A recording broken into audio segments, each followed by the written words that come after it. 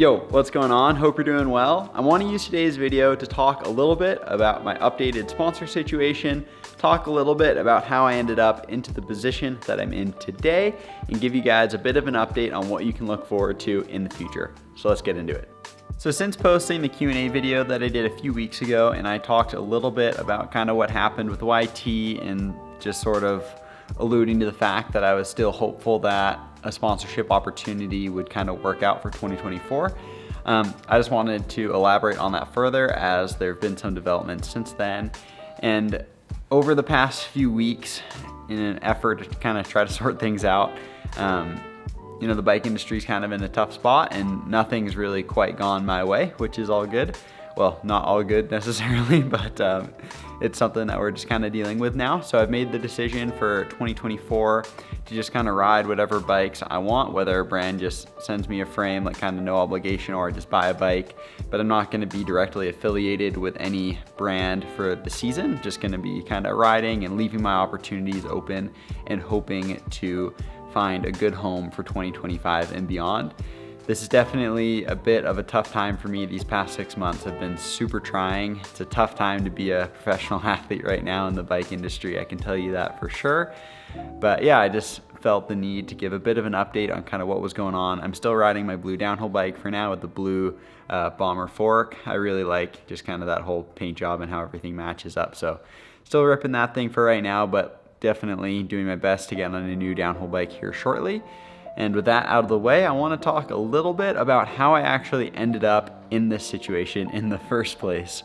I've never really made a video talking about how I ended up as a professional athlete necessarily. I did make the video discussing kind of my recommendations on how to become a professional athlete, but I didn't directly talk about my sort of journey. And I just thought that this would be a good opportunity to dive into that. So for me, I really set sights, I would say, on being a professional bike rider when I was 15, just sort of freshman year of high school, stopped playing baseball, tennis, other sports that I was doing, and I was like, okay, I'm just riding, was spending a bunch of time just in my backyard, digging jumps, the local skate park, things like this. I actually rode a lot of BMX at this time as well, as that was sort of like what my friend group from high school was doing. So it was nice to just go to the skate park and have people to ride with, because not too many people rode mountain bikes around me. With that said, on the weekends, I would go up to Highland Mountain Bike Park, which was 2 hours from where I grew up. I'd spend a bunch of time riding there. And that was sort of my program, like from 15 to 18, all through high school, just riding during the week at home with, you know, some friends, BMX, and then hitting the bike park on the weekends. And then during the summers, I would live in a tent up at the bike park as soon as I got my license when I was 17. And then, yeah, as soon as I turned 18, you know, into high school, what was I going to do? I was a really studious kid in high school, and it was definitely expected of me to go to college. But I made the decision not to do that, and I decided to actually move into a van. So my dad and I converted a Sprinter van, and as soon as high school finished, I moved into that. Since I graduated in June, I spent the first few months living in the van just at Highland at the bike park. It was close to home and a good place to kind of get used to living in a van, which was, you know, a bit of a shock at first. And then as soon as August came around, I drove all the way across the country and up into Canada for Crankworx Whistler. First time in Canada, first time at Crankworx, first time in Whistler, and I was just having such a crazy time.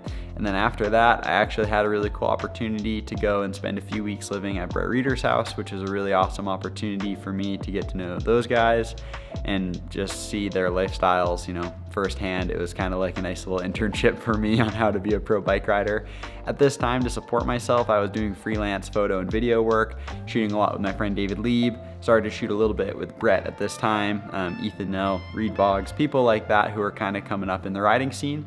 I was young, 18, shooting a lot of their content.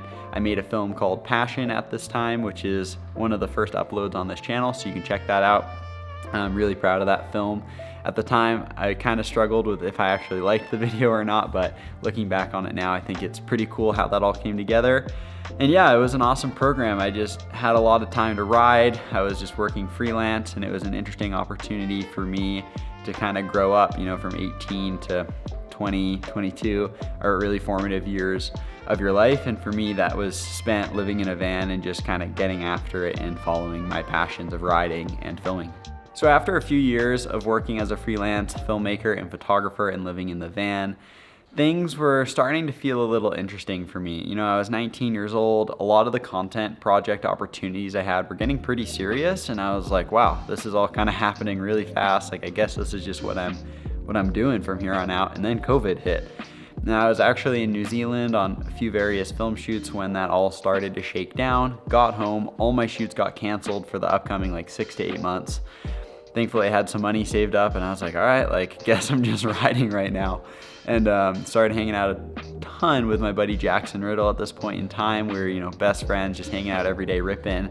We actually drove across the country from Utah to Highland together to ride for the summer, just because it gets super hot in southern Utah for the summers. We just rode every day and had an absolute blast. At this point in time, I also started to get a few sponsors for riding.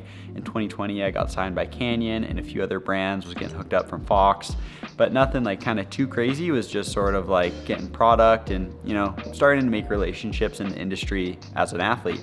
And then coming to 2021, I had so much fun in 2020, starting to do the riding thing. I was like, hey, I'm gonna really try to, you know, make this a push. I actually switched from Canyon to YT. YT just offered me a lot more content opportunities to get me to the next step in my riding career. So I decided to go that direction. And in 2021, I did, I think, 4 kind of main film projects, produced them. I hired all the people to do the shoots, but I was riding and really got to kind of prove my worth to my sponsors in that sort of a sense. And it went really, really well for me. 2021 was an awesome year. I was still working part-time, doing some filmmaking and photography, but was making a bit of money from riding at that point and kind of feeling it out. And then come into 2022, you know, the support stepped up a little bit more, but kind of same deal, still sort of part-time. You know, some of my foot was over in the filmmaking and photography, and the other part of my foot was over in the riding. But I was sort of one foot in, one foot out. I wasn't, you know, fully committed to either. In 2022 went well, you know, same thing, few film projects, but I kind of was feeling split. Like, I definitely knew I wanted to do the riding thing, but the filmmaking and photography was still part of my life. And I just felt not necessarily conflicted because I knew what I wanted to do, but I was just like lacking a feeling of commitment. So then coming into 2023, I was like, all right, heck yeah, we're going full on with the riding thing. You know, I had enough support to, you know, fully stop doing the filmmaking and photography. And yeah, all of last year, really for up until October, I didn't do a single, you know, freelance shoot. All I was doing was riding, producing YouTube videos, producing content for my sponsors, and it was such an amazing opportunity for me to have that. And it's definitely the happiest I've ever been. Like, pursuing my dream of riding full time definitely provides me with the most fulfillment, and being able to work with my close friends to create really high-end film projects. It allows me to kind of work with both of my passions just in different ways, you know, filmmaking, photography, and riding. And yeah, last year was just super amazing. I'm so thankful for all the opportunities that I had. And then yeah, that leads us to kind of present day. You know, the bike industry's in a tough spot, and a lot of my contracts didn't get renewed moving forward.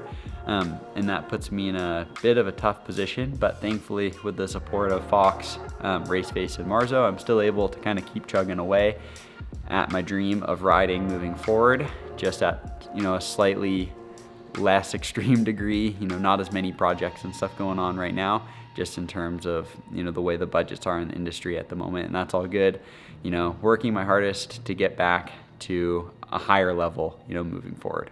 So what does getting back to a quote unquote higher level mean for me? To me, that looks like getting back to around the level of support that I had in 2023 and above, really. I want to expand on everything that I've done in the past with producing really high-end content, pushing my own limits as a rider, improving on my content output, communication, just everything about what I'm doing. I just want to keep pushing forward. As of what I am doing to work on that today, that's mostly in terms of the content production and communication, with starting the YouTube channel, uploading regularly, making sure I'm sharing the content effectively.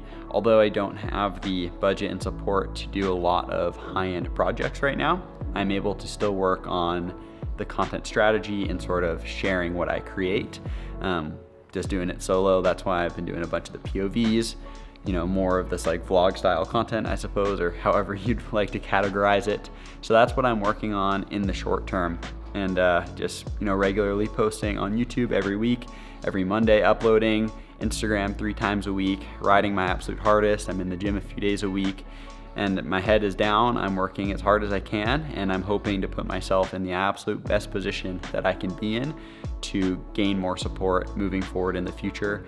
You know, despite this being a trying time, you just gotta, or at least for me, I'm just doing my best to keep my head down, keep working hard, and set myself up the best I can for the future. And from there, I think let's pivot to, you know, is all of this worth it? Like, is being a professional athlete worth it? And I would say that's up to you and what you want, or whoever the individual rider is. For me, it's a little interesting being 24 and having already kind of had 2 careers in a freelance filmmaker and photographer, and then now a professional athlete. And I know how much more fulfillment personally I get from the professional athlete side of things and being able to just do everything that involves. So for me, going through these tough times, you know, over the last few months with losing sponsors and stuff, I've had a lot of dark days, and all of this is worth it for me. I could easily start just shooting a lot more and maybe give up on the dream now, but I have a very clear focus on where I want to go in my life with my career, and all of these difficulties that I'm going through right now are worth it to follow that dream. So with my kind of career arc, I suppose, broken down, and a bit of a discussion on, you know, why this is all worth it to me, all these hard days right now, I want to give you guys a bit of a look as to what is to come. So let's flip the camera around. So here we have it. This is the first of the new bikes that I'm gonna build up. This is the Ibis HD6 in the orange color. Big shout out to the team at Ibis for sending this thing out. We're gonna be doing a really dope bike build, bike check, lots of riding videos, just kind of as I've done the past year with all my bikes. So stoked to ride this thing. It's a 180 fork, 165 rear. Gonna be using it for my trail bike while I'm here in Utah, and then this will be the bike park machine for when I'm in Colorado for the summer.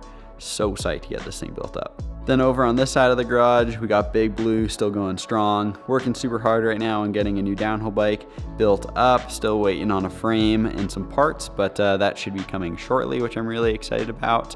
And just wanted to give a quick shout out to these wheels. This is the Atlas wheel set from Raceface. Super psyched on these things. Haven't even had to true them after a year of abuse, so that's been really impressive. So there we have it. I cannot wait to get the new orange HD6 up and running shortly. Super excited to get a new downhill bike built up as well. We're gonna be enjoying the rest of the spring here in southern Utah and then headed to Colorado for the summer. I cannot wait. We've got a lot of awesome videos coming, and thank you so much for following along, all the support. I really appreciate it, and we'll catch you in the next video. Peace.